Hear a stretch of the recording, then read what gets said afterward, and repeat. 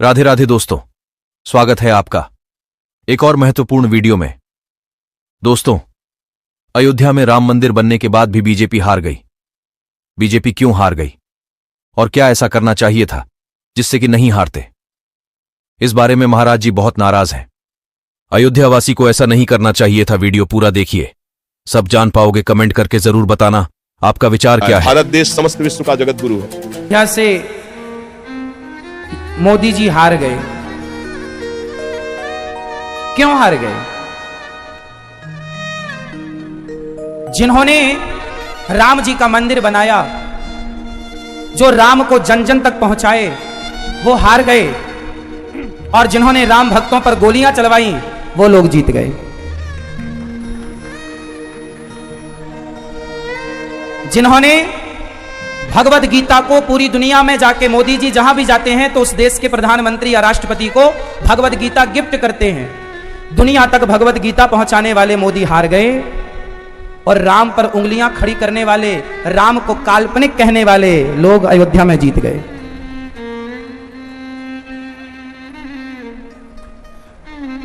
क्यों? क्योंकि हिंदू सलाह किससे ले रहा है? मंथरा जैसे लोगों से।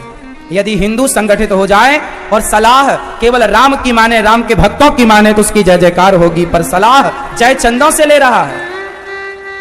आज हमारा समाज हिंदू सनातनी सलाह किससे ले रहा है? जय चंदों से। सलाह अच्छे व्यक्ति से लीजिए, जो देश के लिए कार्य करने वाले लोग हैं।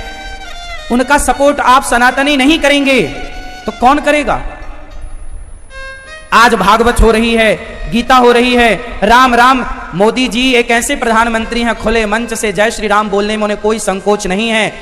जो खुले मंच से राम नाम बोलते हैं, राम की जयकारा लगाते हैं, वो हार जाते हैं। और जिनके मुंह से राम निकलता नहीं, वो जीत रहे हैं। और जिताने वाले हिंदू। इससे बड़ा दुर्भाग्य क्या होगा? संगठन की कितनी बड़ी कमी है। हिंदुओं की एकता यदि शुरू में भी होती तो 700 वर्षों तक ये भारत गुलाम क्यों होता? 500 वर्ष मुगलों की गुलामी, 200 वर्ष अंग्रेजों की गुलामी। कैकई सलाह किससे ले रही है? मंथरा से। आज का कुछ हिंदू, कुछ सनातनी, इनके सलाहकार कौन बन गए? जयचंद। जयचंदों की सलाह लेंगे तो परिणाम अच्छे कैसे आएंगे? अयोध्या की आम जनता का पूरा कर्तव्य था कि जिन्होंने राम के इस मंदिर को बनाकर दुनिया तक राम की जय जयकार की गूंज लगवाई, वो राम भक्तों का तो समर्थन करते। नहीं करना था क्या? क्या राम का ऋण नहीं था हम सब पर? इसलिए आपका एक गलत निर्णय आपको और आपके आने वाली पीढ़ी को बहुत दुखद हो जाएगा, कष्टदायी हो जाएगा। इसलिए चाहिए आपको कि सदा, चाहे आप देश के बारे में सोचें या परिवार के बारे में सोचें, सोचिए, पर सलाह गलत की मत लीजिए। यदि आपने देश के बारे में सोचा और सलाह गलत की ली तो भी देश के लिए गलत हो जाएगा। परिवार के लिए सोच रहे हैं और सलाह गलत की ले रहे हैं तो परिवार के लिए गलत हो जाएगा। इतिहास से सीखते क्यों नहीं है आप लोग? वो तो प्रभु राम की कृपा थी कि पुनः सनातनियों की ही सरकार बन रही है। वो तो प्रभु की कृपा है। वरना सनातन विरोधी तो खूब जोर लगाए हैं कि वापिस सनातनियों का बोलबाला ना हो। वो राम नाम की गूंज से प्रेम नहीं करते। उन्हें तो राम दुश्मन की तरह लगते हैं। वो तो अच्छा है कि अब आप लोग अपने अपने घर में कीर्तन कर लेते हो, राम राम का नारा लगा लेते हो, जय श्री राम बोल लेते हो, हाथ जोड़ के राम राम कह लेते हो। आने वाले समय में यदि सनातनी संगठित नहीं हुए तो राम राम का कीर्तन कहीं सुनाई ना पड़ेगा। इसलिए आपको सनातनियों को एक संगठन में संगठित रहना चाहिए। अब आप बताइए कि भारत में जब से वर्तमान प्रधानमंत्री जी, उसके पहले किसी प्रधानमंत्री ने क्या भगवत गीता दुनिया तक पहुंचाई? नहीं। तो जो भगवत गीता को, जो भगवान कृष्ण के 700 श्लोक हैं, पूरी दुनिया में सबसे ज्यादा पढ़ी जाने वाली पुस्तक भगवत गीता है। इस संसार में ऐसी कोई भाषा नहीं है जिस भाषा में गीता को ट्रांसलेट ना किया गया हो। और भगवत गीता का सबसे पॉपुलर एक श्लोक है जो सबको रटा है, कर्मण्येवाधिकारस्ते मा फलेषु कदाचन।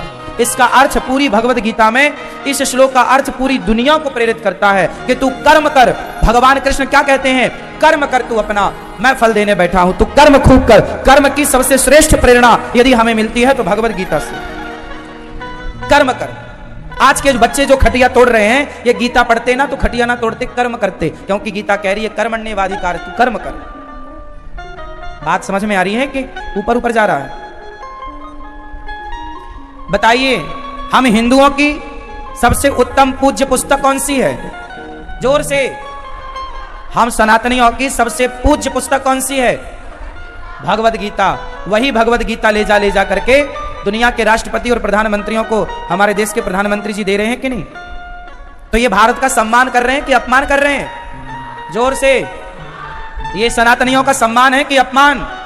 तो जो आपको सम्मान दे रहा है, जो देश को सम्मानित करा रहा है दुनिया से, जो भारत की भगवत गीता को जन जन तक पहुंचा रहा है, जो भारतीयता का प्रचार कर रहा है, भारत के संस्कारों का प्रचार कर रहा है, उसको बनाए रखने की जिम्मेदारी हम आम जनता की है, नहीं है? है या नहीं? इसके पहले किसने गीता दी भाई? बताओ नाम, हम उसका भी नाम ले लें। इसलिए नाराजगी इतनी भी ना हो कि आपकी नाराजगी से, देखो, एक जंगल में दो शेर थे। एक जंगल में दो शेर थे। एक शेर था जवान, एक शेर था बूढ़ा। तो जवान और बूढ़ा शेर जो था, दोनों साथ में रहा करते थे। किसी तीसरे ने फूट डाल दी और दोनों शेर अलग अलग हो गए। तो जो बूढ़ा था वो तो बेचारा, जवान लाया करता था मांस शिकार करके और बूढ़ा खाया करता था। तो बूढ़ा अलग हो गया, वो बेचारा दौड़ तो सकता नहीं था ज्यादा और शिकार नहीं करता, तो भूखों मर रहा था। तो एक दिन क्या है, कुत्तों को लगा कि चलो ये बुढ़े शेर को अपनी मार डालते हैं और खा लेते हैं। तो सारे कुत्तों ने घेर लिया। और जब कुत्तों ने घेरा शेर को किसने घेरा? कुत्तों ने घेर लिया, क्योंकि शेर बूढ़ा हो गया था। तो कुत्तों ने घेर लिया। और जब कुत्तों ने घेर लिया तो उसका जवान मित्र दौड़ा आया और उसने हुंकार भरी, सारे कुत्ते भाग गए। तो किसी कुत्ते ने कहा कि भाई तुम्हारी तो इससे शत्रुता थी, ये तुम इसकी मदद क्यों कर रहे हो? तब उस जवान शेर ने कहा कि आपस में हम इतना भी, हाँ माना कि आपस में हम एक दूसरे की बात से सहमत नहीं है, हल्का फुल्का चलता है, लेकिन हम आपस में इतने ना उलझ जाएं कि हमारी लड़ाई, हमारे झगड़े का फायदा ये कुत्ते उठाने लग जाएं।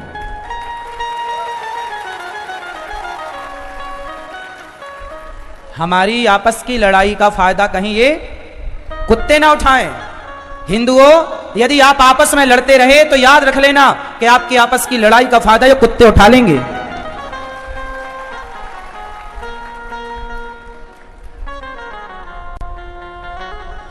शेर बूढ़ा हो गया है तो हम सब सपोर्ट करें, साथ ना छोड़ें, वरना चारों तरफ से कुत्ते लगे हैं। यदि हम आपस में लड़ बैठेंगे तो देश को कौन संभालेगा? कोई भी बाहर वाला अपने घर से हमें निकालेगा। दीवानों, जरा होश करो मेरे देश प्रेमियों, आपस में प्रेम करो देश प्रेमियों, आपस में। सनातनियों, तुम तो संगठित रहो। हम दुनिया से थोड़ी कह रहे हैं कि लोग हमारा सपोर्ट करें। अपने सनातनियों को तो संगठित रहना चाहिए। सनातनियों को संगठित रहना चाहिए। कितने लोग मेरी बात से सहमत हैं कि सनातनी संगठित रहें? जाति, हमारे देश में एक बहुत बड़ी बीमारी लगी है, दीमक की तरह। जातिवाद घुसा पड़ा है। ये मेरी जाति का, जात, मर जाओगे ऐसे में, मिट जाओगे ऐसे में। मुगलों ने क्या षड्यंत्र खेला? अंग्रेजों ने एक राजा को दूसरे राजा से लड़ाया, और जब लड़ाया तो दो में से एक तो जीतेगा, तो एक को तो उसने ही हरा दिया, जीत लिया। और जब वो जीता तो अंग्रेज ने उससे मार के उसकी सत्ता, अब अंग्रेजों के पास दोनों की सत्ता आ गई। बात समझ में आई? एक राजा से दूसरे को लड़ाया, तो दो लड़े, दो में से जीतेगा तो एक जीता, और फिर जो जीता उसे अंग्रेजों ने मार दिया। तो अब बताओ, दो सत्ता अंग्रेजों के पास आ गई, ऐसे ऐसे अंग्रेजों ने भारत को गुलाम कर लिया। आपस में लड़ाई, मैं ब्राह्मण, मैं क्षत्रिय, मैं वैश्य, मैं शूद्र। मैं आपको कहा करता हूं, ये समझदारी नहीं है आपकी। मैं कौन हूं? मैं ये ना कहूं कि मैं ब्राह्मण हूं, मैं ये ना कहूं कि मैं क्षत्रिय हूं, मैं ये ना कहूं कि मैं वैश्य हूं, मैं ये ना कहूं कि मैं शूद्र हूं, बस मैं ये कहूं कि मैं सनातनी हूं, हिंदू हूं। केवल एक परिचय हो, हम सनातनी हैं। जातवाद में लड़ोगे मर जाओगे। हम 4 भाई हैं। दुर्गा मां के कितने हाथ हैं? 2, जोर से। दुर्गा मां के कितने हाथ हैं? जोर से। 8। दुर्गा मां के कितने हाथ हैं? 8।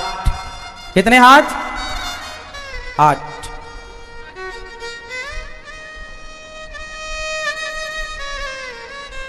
आठ हाथ तब होते हैं जब 4 लोग खड़े हों। और दुर्गा मैया का वाहन क्या है? क्यों है शेर? शेर जंगल का राजा होता है। शेर जंगल का राजा होता है। और दुर्गा मैया ने शेर को अपने कंट्रोल में रखा है, राजा को कंट्रोल में। हाँ या ना? राजा की सवारी है शेर की सवारी दुर्गा मैया की। और दुर्गा मैया के हाथ कितने हैं? जोर से। 8। दुर्गा मैया कहती हैं कि तुम 4 इकट्ठे हो गए जिस दिन, ब्राह्मण, क्षत्रिय, वैश्य, शूद्र, उस दिन तुम्हारे हाथ हो जाएंगे 8। और जिस दिन 8 हाथ से ये देश संभालना शुरू करोगे तो शेर की सवारी करोगे। क्या मजाल के कोई तुम्हारी तरफ आंख उठाकर देखे, कोई मुगल, कोई अंग्रेज, कोई भारत की तरफ एक आंख उठाकर नहीं देख सकता। मेरे भारत के शेरों, मेरे भारत के शेरों, अपने शेर का साथ दो। कुत्तों को फायदा उठाने का मौका मत दो। उस रस की प्राप्ति के लिए आपको नियम से चलना पड़ेगा, आपको तपना पड़ेगा, आपको जलना पड़ेगा, व्यथा को सहना पड़ेगा। उसमें अपराध की भावना नहीं करते। ये तो प्रभु ने हमको मार्ग दिया है। हम लोगों को पहले माया ने फंसा रखा है, तो अब भगवान कृपा करके भगवदाकर्षण दिए। अब इसके बाद तुम चलो, तुम्हारा नशा बन जाए, नाम जप करना, लीला गायन करना, सत्संग सुनना, भगवत मार्ग। ऐसे सबको होता है कि पहले जो भजन में सुख मिलता था वो अब नहीं मिलता है। उसका कारण है कि पहले भगवदानंद कृपा से मिला था। अब आगे बढ़ो, अब आगे सही ढंग से चलोगे तो वही स्थिति आ जाएगी। आज आपके साथ चलना है, आपका अनुभव हो हर पल की, मतलब आप हर साथ हो इतना। तो ये जो नाम और मंत्र है ना, ये हमारा प्राण है, हमारा जीवन है, हमारा स्वरूप है। हम हर समय अपने गुरु के सानिध्य में रहते हैं। जब नाम जप करते हैं, मंत्र जप करते हैं, तो मानो मैं गुरु के सानिध्य में, हर समय गुरु मेरे साथ है। मेरा हृदय गुरु में है, मेरे प्राण गुरु हैं, मेरा दिमाग गुरु में है। गुरु जी आके बस गए हृदय में, क्योंकि नाम, मंत्र, उपासना, मार्ग सब उन्हीं का तो दिया हुआ है। यही गुरु का स्वरूप है। हमारे समीप बैठना मतलब हमारा सानिध्य उत्तम नहीं है। हमारी बात पे बैठना उत्तम सानिध्य है। इस बात को समझना। जो हमारे वचनों पे बैठ गया वो निकुंज पहुंच जाएगा। हमारे पास रह रहे हो, हमारी बात नहीं मान रहे, तो आप हमारे मित्र नहीं हो, आप हमारे समीप नहीं हो। लाखों कोस दूर हो, हमारी बात पर बैठे हो। जैसी आज्ञा वैसा मैं जीवन निर्वाह कर रहा हूं। जहां हम जाएंगे वहीं उसको जाना है, क्योंकि अनुसरण कर रहा है ना। तो वो यही गुरु का सानिध्य है। भाई किसी भी गुरु के सानिध्य में कोई निरंतर नहीं रह सकता। जो पास है वो भी नहीं रह सकते, क्योंकि कुछ समय व्यवहार में तो आप सेवा कर लो, इसके बाद हमारा एकांत का समय, हमारी सिटकिनी बंद, हमारा अलग। तो हर समय तो नहीं रह सकते। शौच, स्नान, सब क्रियाएं हमारी दिनचर्या है, अलग दिनचर्या। तो सानिध्य तो कुछ क्षणों का रहता है। किसी को घंटा भर, किसी को 2 घंटा, किसी को 6 घंटा, बकाया इससे ज्यादा सानिध्य तो नहीं रहता। तो वो फिर हर समय कैसे हमारे सानिध्य में? हमारा जो उपदेश है, हमारे जो आचरण उनको बताए हुए, जो जप है, जो पाठ है, उसी में लगो। ऐसे आप लगो तो आपको भी सानिध्य तो प्राप्त है। सानिध्य का मतलब होता है उनकी आज्ञा पे चलना। ठीक है जी। और अपराध की भावना मत करो, नहीं, इससे मन बहुत हे हो जाता है। हम किसी का दोष दर्शन न करें, किसी की निंदा न करें। जब हम भजन करते हैं तो हम किसी की निंदा क्यों करें? भगवान सबको चला रहे हैं जैसा चला रहे हैं। तो अपराध इसी में बनता है, अपने में गुण भाव आना, दूसरों में दोष दर्शन होना, इसी से अपराध बनता है। तो इस बात को मत समझो। तुम में जो गुण है वो गुरु कृपा से है। उनमें जो दोष है वो प्रभु की शरण में नहीं है, माया में है, इसलिए दोष है। जब कृपा होगी तो वो भी ठीक हो जाएंगे, ऐसे सोचा जाता है। और अगर ज्यादा दया लगे तो भगवान से प्रार्थना करे कि इनके दोष हरण कर लो, इनको भी महात्मा बनाओ, अंदर से इनके अंदर भी सद्बुद्धि प्रदान करो। ठीक है। कभी कभी दूसरे को देख के ऐसा लगता है वो बहुत बेकार है, मगर जब उससे मतलब नेक्स्ट डे स्वप्न में आता है तो लगता है वो बहुत महात्मा हो चुके हैं। कभी कभी तो ऐसा लगता है कि मैं ही ये तो देखो, ये सब मनोराज्य है। अभी जो देखने का दृष्टि चाहिए वो है नहीं।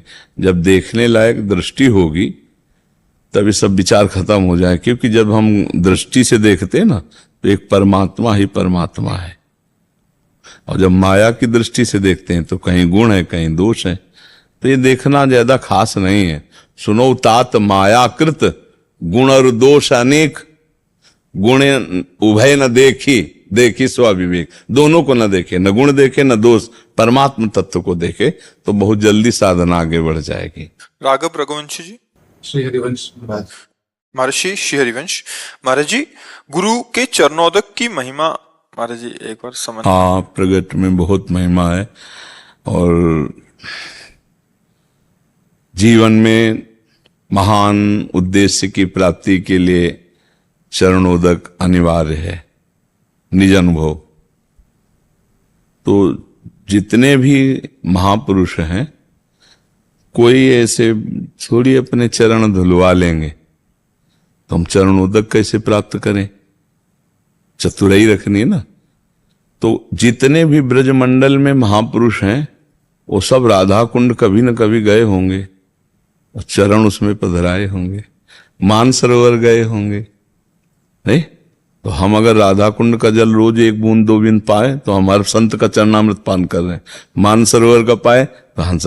अच्छा, इस ब्रज भूमि में कहीं न कहीं चरण पड़े होंगे, थोड़ी रज लेकर के जल में मिलाकर वो चरणामृत अगर ऐसे प्रगट में धुलवा के दे दे तब तो हो भाग्य, नहीं तो ये पक्का चरणामृत है, सब संतों का चरणामृत है।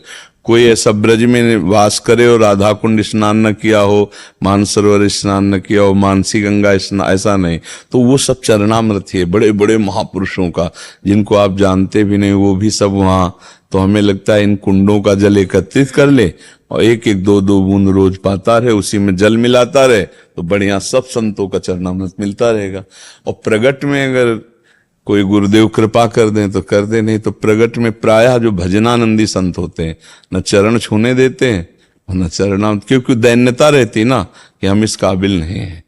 जैसे अब कोई कहे कि चरणामृत आप अपना दे दो तो बड़ा हृदय में क्षोभ होगा कि हम इस काबिल नहीं कि अपना चरणामृत। हाँ, संतों का चरणामृत पीना चाहिए, कहीं मिले तो हमको भी दे दो, लेकिन ये भाव थोड़ी आएगा कि हमारा चरणामृत ले लो, ऐसा कभी भाव नहीं आएगा। तो हमको अपनी चतुराई से लेना है चरणामृत। धन्यवाद दोस्तों, वीडियो पूरा देखने के लिए और वीडियो पर अपना विचार रखने के लिए। क्या आप महाराज जी के बातों से सहमत हैं? कमेंट करके जरूर बताएं और वीडियो को लाइक, चैनल को सब्सक्राइब भी कर लीजिए, क्योंकि यहां पर आपको रोज ऐसे ही सुंदर सुंदर वीडियो देखने को सुनने को मिलेगा, जिससे आपका दुख तकलीफ कम हो सकता है। मिलते हैं नए वीडियो पर। राधे राधे।